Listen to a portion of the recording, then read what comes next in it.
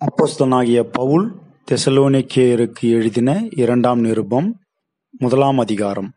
பவுலும் சில்வானும் தீமோத்தேயும் நம்முடைய பிதாவாகிய தேவனுக்குள்ளும் கர்த்தராகிய இயேசு கிறிஸ்துவுக்குள்ளும் இருக்கிற தெசலோனிக்கேயர் சபைக்கு எழுதுகிறதாவது: நம்முடைய பிதாவாகிய தேவனாலும் கர்த்தராகிய இயேசு கிறிஸ்துவினாலும் உங்களுக்கு கிருபையும் சமாதானமும் உண்டாவதாக.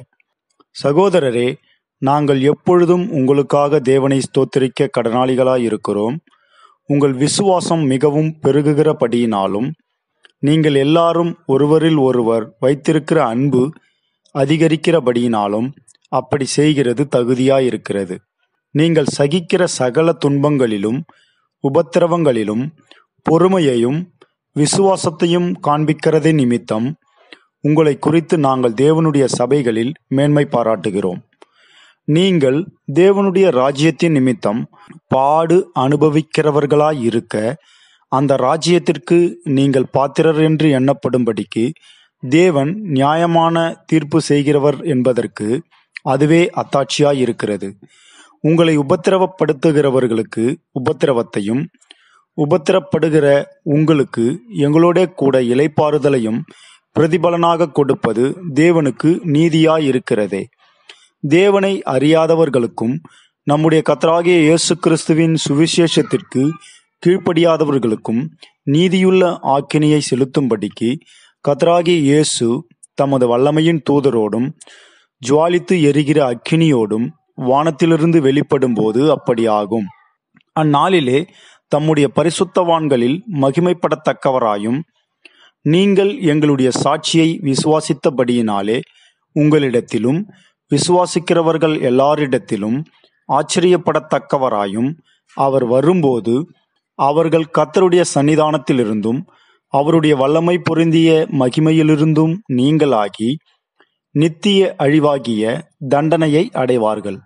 ஆகையால் நம்முடைய தேவனும் கர்த்தராகிய இயேசு கிறிஸ்துவும் அளிக்கும் கிருபையின்படியே நம்முடைய கர்த்தராகிய இயேசு கிறிஸ்துவின் நாமம் உங்களிடத்திலும் நீங்கள் அவரிடத்திலும் மகிமைப்படும் பொருட்டாக நம்முடைய தேவன் உங்களை தமது அழைப்புக்கு பாத்திரராக்கவும் தமது தயையுள்ள சித்தம் முழுவதையும் விசுவாசத்தின் கிரியையையும் பலமாய் உங்களிடத்தில் நிறைவேற்றவும் வேண்டுமென்று எப்பொழுதும் உங்களுக்காக வேண்டிக் கொள்ளுகிறோம். 2 அதிகாரம்.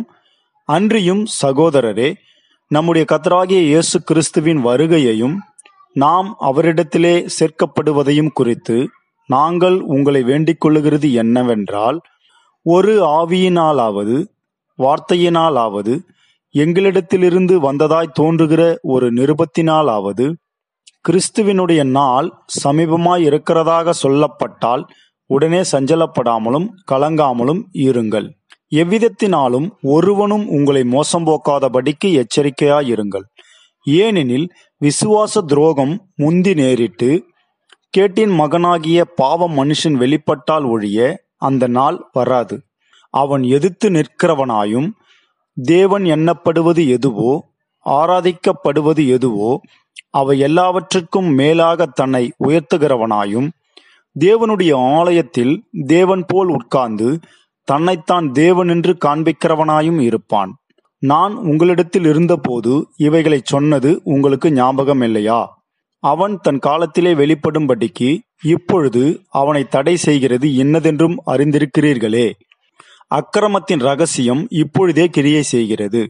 ஆனாலும் தடை செய்கிறவன் நடுவிலிருந்து நீக்கப்படும் முன்னே அது வெளிப்படாது. நீக்கப்படும் போது அந்த அக்கிரமக்காரன் வெளிப்படுவான்.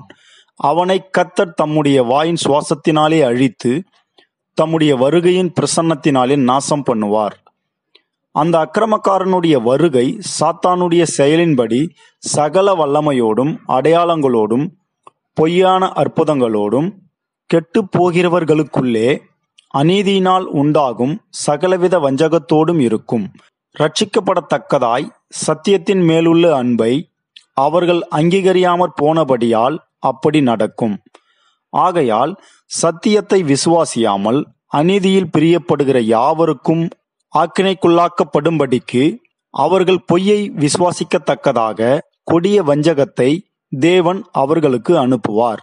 கர்த்தருக்கு பிரியமான சகோதரரே, நீங்கள் ஆவியினாலே பரிசுத்தமாக்கப்படுகிறதினாலும் சத்தியத்தை விசுவாசிக்கிறதினாலும் இரட்சிப்படையும்படிக்கு ஆதி முதல் தேவன் உங்களை தெரிந்து கொண்டபடியினாலே நாங்கள் உங்களை குறித்து எப்பொழுதும் தேவனை ஸ்தோத்தரிக்க கடனாளிகளாயிருக்கிறோம். நீங்கள் நம்முடைய கர்த்தராகிய இயேசு கிறிஸ்துவின் மகிமையை அடையும் பொருட்டாக எங்கள் சுவிசேஷத்தினாலே அந்த இரட்சிப்புக்கு அவர் உங்களை அழைத்தார். ஆகையால் சகோதரரே, நீங்கள் நிலை கொண்டு வார்த்தையினாலாவது நிருபத்தினாலாவது நாங்கள் உங்களுக்கு உபதேசித்த முறைமைகளை கைக்கொள்ளுங்கள். நம்முடைய கர்த்தராகிய இயேசு கிறிஸ்துவும் நம்மிடத்தில் அன்பு கூர்ந்து நித்திய ஆறுதலையும் நல் நம்பிக்கையையும் கிருபையாய் நமக்கு கொடுத்திருக்கிற நம்முடைய பிதாவாகிய தேவனும் உங்கள் இருதயங்களை தேற்றி எல்லா நல் வசனத்திலும் நற்கிரியையிலும் உங்களை ஸ்திரப்படுத்துவாராக. 3ஆம் அதிகாரம். கடைசியாக சகோதரரே, உங்களிடத்தில் கர்த்தருடைய வசனம் பரம்பி மகிமைப்படுகிறது போல எவ்விடத்திலும் பரம்பி மகிமைப்படும்படிக்கும் துர்க்குணராகிய பொல்லாத மனுஷர் கையினின்று நாங்கள் விடுவிக்கப்படும்படிக்கும் எங்களுக்காக வேண்டிக் கொள்ளுங்கள். விசுவாசம் எல்லாரிடத்திலும் இல்லையே. கர்த்தரோ உண்மையுள்ளவர், அவர் உங்களை ஸ்திரப்படுத்தி தீமையினின்று விலக்கி காத்து கொள்ளுவார். மேலும் நாங்கள் கட்டளையிடுகிறவைகளை நீங்கள் செய்து வருகிறீர்கள் என்றும் இனிமேலும் செய்வீர்கள் என்றும் உங்களை குறித்து கர்த்தருக்குள் நம்பிக்கையாயிருக்கிறோம். கர்த்தர் உங்கள் இருதயங்களை தேவனை பற்றும் அன்புக்கும் கிறிஸ்துவின் பொறுமைக்கும் நேராய் நடத்துவாராக. மேலும் சகோதரரே, எங்களிடத்தில் ஏற்றுக்கொண்ட முறைமையின்படி நடவாமல் ஒழுங்கற்று நடக்கிற எந்த சகோதரனையும் நீங்கள் விட்டு விலக வேண்டுமென்று நம்முடைய கர்த்தராகிய இயேசு கிறிஸ்துவின் நாமத்தினாலே உங்களுக்கு கட்டளையிடுகிறோம். இன்னவிதமாய் எங்களை பின்பற்ற வேண்டுமென்று நீங்கள் அறிந்திருக்கிறீர்களே. நாங்கள் உங்களுக்குள்ளே ஒழுங்கற்று நடவாமலும் ஒருவனிடத்திலும் இலவசமாய் சாப்பிடாமலும் உங்களில் ஒருவனுக்கும் பாரமாயிராதபடிக்கு இரவும் பகலும் பிரயாசத்தோடும் வருத்தத்தோடும் வேலை செய்து சாப்பிட்டோம். உங்கள் மேல் பாரத்தை வைப்பதற்கான அதிகாரம் எங்களுக்கு இல்லை என்பதினாலே அப்படி செய்யாமல் நீங்கள் எங்களை பின்பற்றும்படிக்கு நாங்கள் உங்களுக்கு மாதிரியாய் இருக்க வேண்டுமென்றே அப்படி செய்தோம். ஒருவன் வேலை செய்ய மனதில்லாதிருந்தால் அவன் சாப்பிடவும் கூடாதென்று நாங்கள் உங்களிடத்தில் இருந்தபோது உங்களுக்கு கட்டளையிட்டோமே. உங்களில் சிலர் யாதொரு வேலையும் செய்யாமல் வீண் அலுவற்காரராய் ஒழுங்கற்று திரிகிறார்கள் என்று கேள்விப்படுகிறோம். இப்படிப்பட்டவர்கள் அமைதலோடே வேலை செய்து தங்கள் சொந்த சாப்பாட்டை சாப்பிட வேண்டும் என்று நம்முடைய கர்த்தராகிய இயேசு கிறிஸ்துவினாலே அவர்களுக்கு கட்டளையிட்டு புத்தி சொல்லுகிறோம்.